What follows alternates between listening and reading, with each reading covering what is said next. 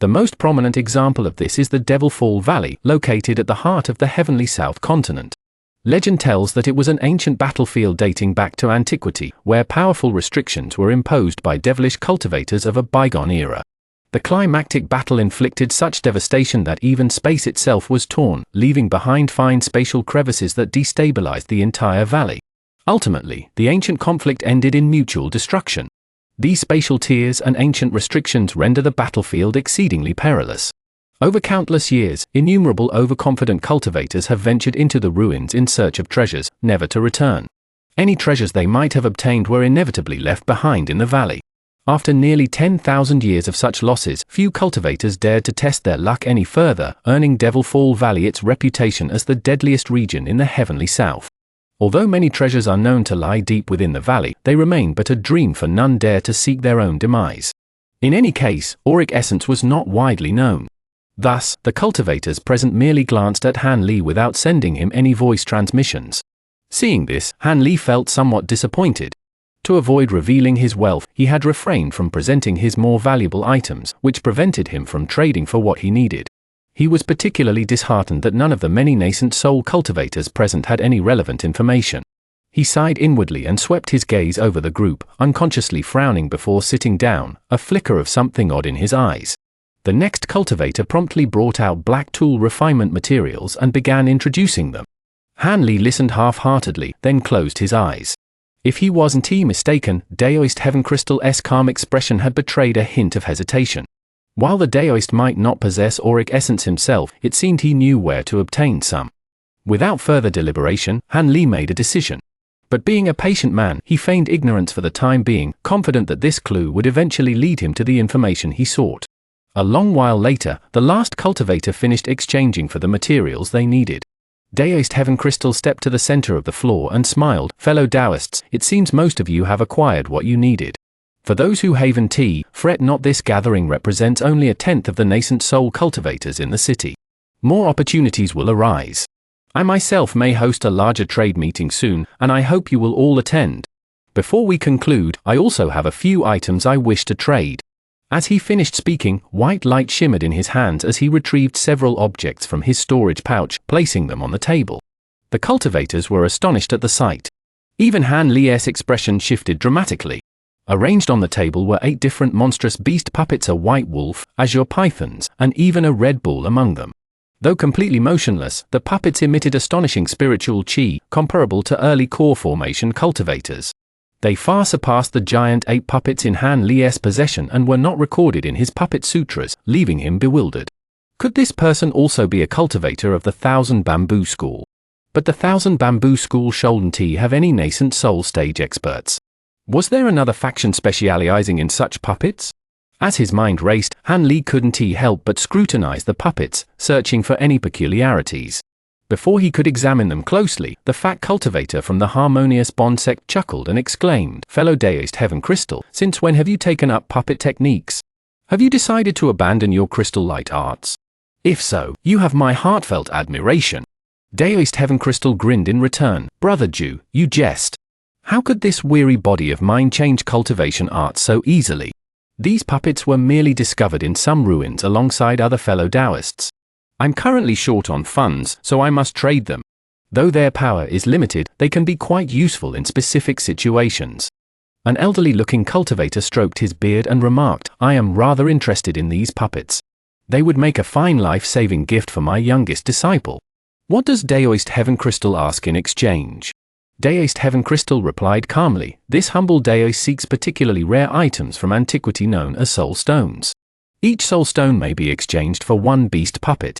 These puppets were personally refined by ancient cultivators, and I dare say there are no other high-grade puppets like them in the entire world." Soul stones?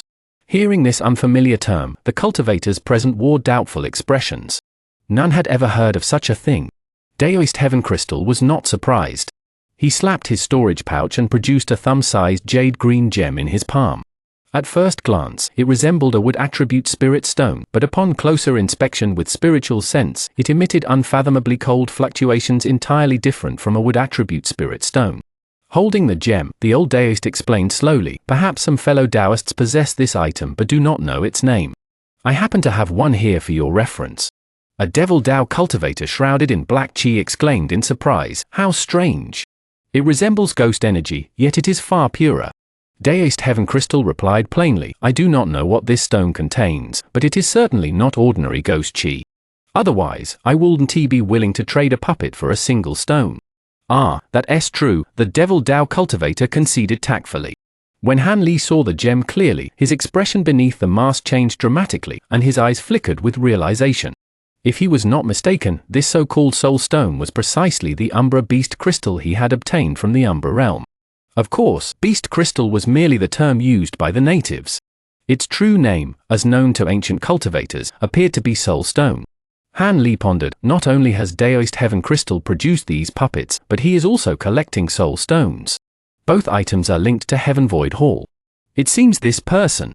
Soul Stones were evidently exceedingly rare. After a long silence, only one cultivator hesitantly produced one and traded it for a beast puppet.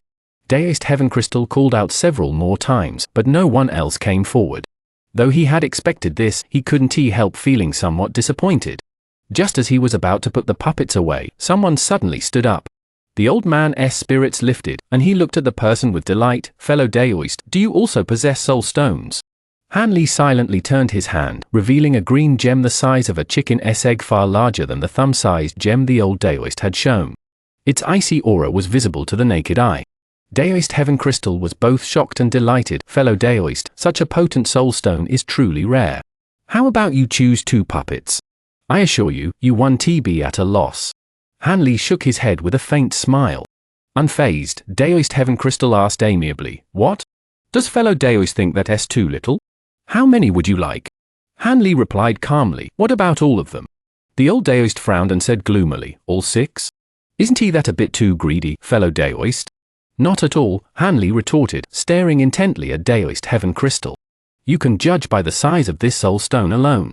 Moreover, to you, a stone of this magnitude would." He abruptly trailed off. Daoist Heaven Crystal's expression shifted, and he gave Han Li a deep, appraising look. After a moment of silence, he said, "Very well. A soul stone of this size is indeed rarely seen. I am in urgent need of it, so I will exchange all the puppets." The other cultivators were astonished and couldn't help but glance at the egg-sized gem in Han Li's hand. Anyone capable of trading for so many rare items at once was surely someone to remember. With a completely calm expression, Han Li handed over the gem and, with a sweep of his sleeve, collected all the puppets into his storage pouch. Unnoticed by the others, the moment Han Li lowered his head, his lips moved slightly. A flicker of bewilderment crossed Daoist Heaven Crystal's face, but his eye shone brightly. By then, Han Li had already returned to his seat with the puppets in his possession. Soon after, Daoist Heaven Crystal announced the end of the trade meet, and the cultivators began to depart. When Han Li and his companions left the pavilion, no one spoke until they were 2 streets away. The child fire dragon finally broke the silence in his blunt, elderly tone. "Fellow Daoists, I can accompany you no further. I have another appointment." Lu Luo smiled and said, "Since Brother Lan has matters to attend to, please go ahead. Our residences are nearby. We'll have plenty of chances to meet again. Then I take my leave." The child fire dragon bid farewell without ceremony and turned toward another street. Watching him depart, Han Li remarked with a smile, "Fellow Daoist fire dragon is quite an extraordinary person. Due to a strange plant he mistakenly consumed in his youth, fellow Daoist Lan's appearance remains that of a child. Nevertheless, he is forthright and outspoken, and one of the few friends our Drifting Cloud sect has outside our ranks. He is also the only elder of the ancient sword sect who maintains friendly relations with us."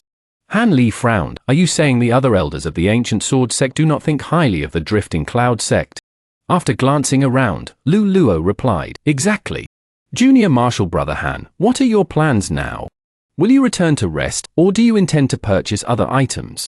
Han Li answered honestly, "There are still a few specific materials I need. I plan to browse the nearby markets alone and see if I can find any unexpected gains." Hearing that Han Li wished to go alone, Lu Luo raised no objections and said, "As it happens, I also need to purchase a few things. Let us part ways here." Thus, Han Li and Lu Luo went their separate ways.